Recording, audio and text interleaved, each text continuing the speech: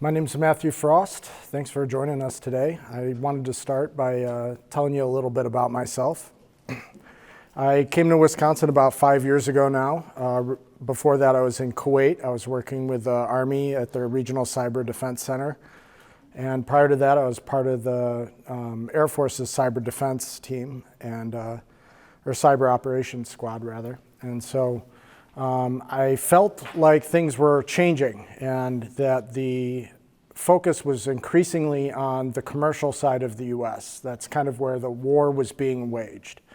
They wanted to take our intellectual property, they wanted to disrupt our business, they wanted to affect the American dream. And so I came over here, and since then I've been working with companies like all of you to try and make things a little bit better. And like Buckley said, and thanks Buckley for the introduction and the chance to be here today.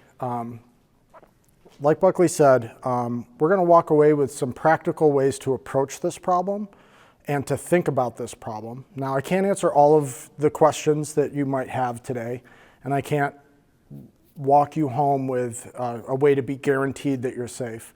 But I can give you some of the tools that you need to begin to investigate this on your own, to begin to change some things in how you do business to protect yourself, and then also to approach some potential partners as you continue along your journey. We're going to have like 4 priorities, and it looks like the formatting on this slide got altered a little bit. That's okay. And we're going to really come back to this a few times. And what we're looking at is, I want to teach you how to begin to approach cybersecurity as more than just a "am I safe" question.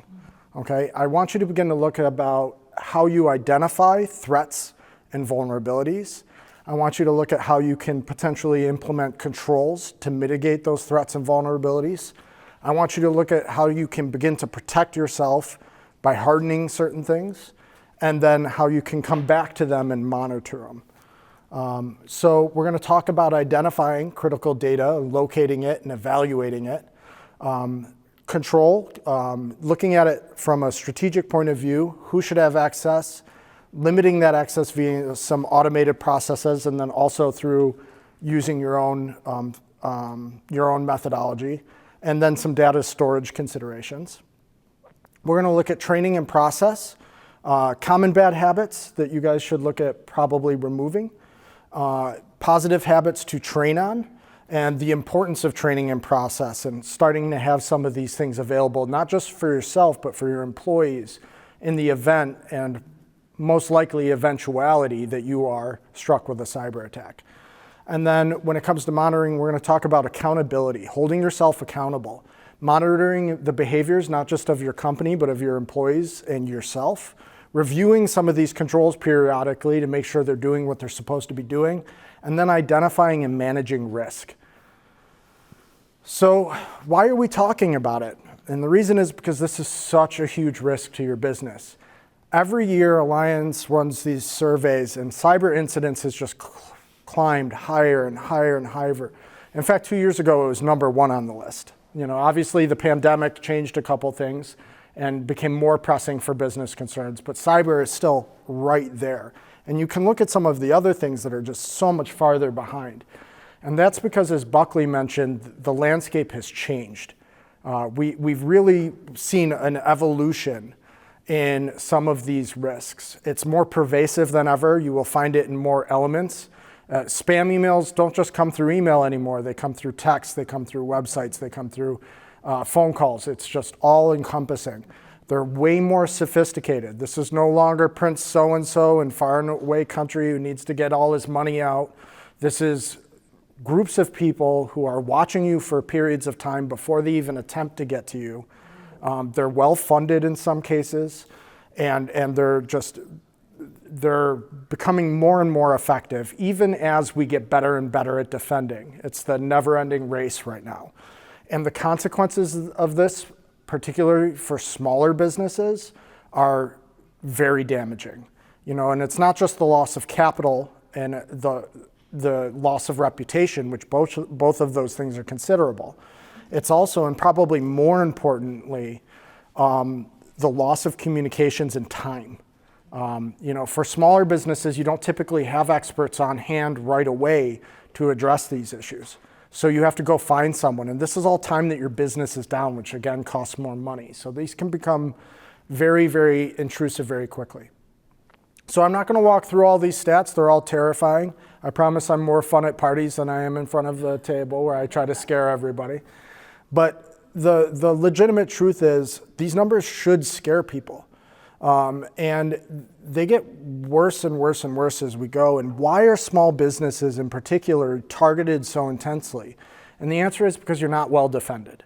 Many small businesses don't have internal IT departments at all. Many small businesses aren't following best practices when it comes to cyber hygiene because they don't know them or have other primary concerns they feel that they need to run to operate their business. They have simple networks and systems. The smaller you are, the less sophisticated your network is going to be. Simple is almost always good, but certain things we'll talk about can make you a little bit easier to defend and a little bit harder to attack. You're typically using third-party software, and what I mean by this is your applications aren't managed by you. And because you don't have an on-staff IT person, most likely if you're small, or you have one IT person or two who are really struggling to keep up with a demanding workload, some of these applications begin to lapse. They become unpatched, they become not up to date, and this opens doors everywhere for attackers to get into. And then most of your data, if you're a small business, is probably unencrypted, which means that if they do get it, they can use it. So there's a lot of incentive to attack you because they know they're going to get things that they need. And then there's nobody watching. Most small businesses don't have anyone monitoring their system. And because of this, if they get in, no one's going to notice. And so that incentivizes them, again, to stay in. You know, CNBC this year ran a poll. And they polled small businesses, over 2,000 of them. And they asked them, do you think you are at risk for a cybersecurity attack? 16% of the companies said yes, only 16%. You know, almost all of the major cyber attacks right now are happening at the small and medium business level. You know, it's a huge number.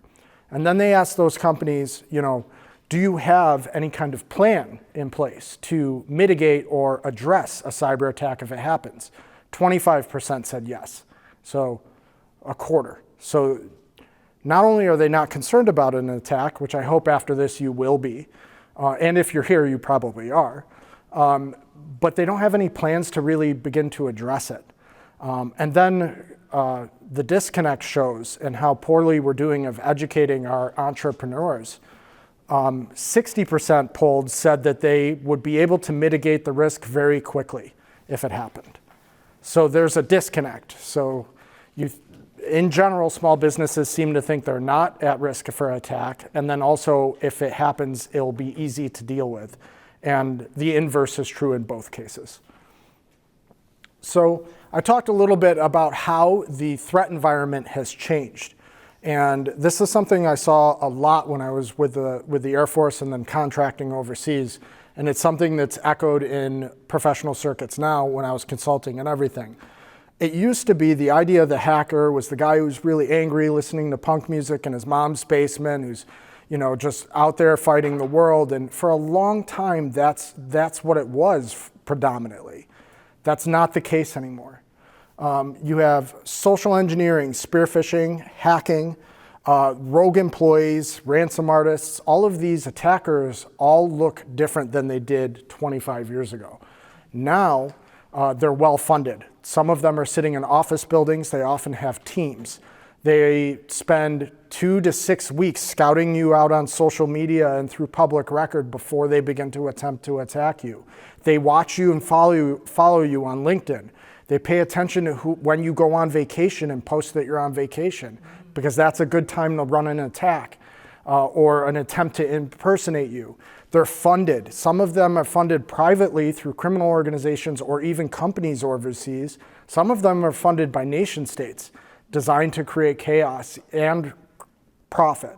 So this is an entire industry, several $1 billion a year alone just from cybercrime. And that number just keeps growing and growing and growing. So just understand the threat environment is sophisticated.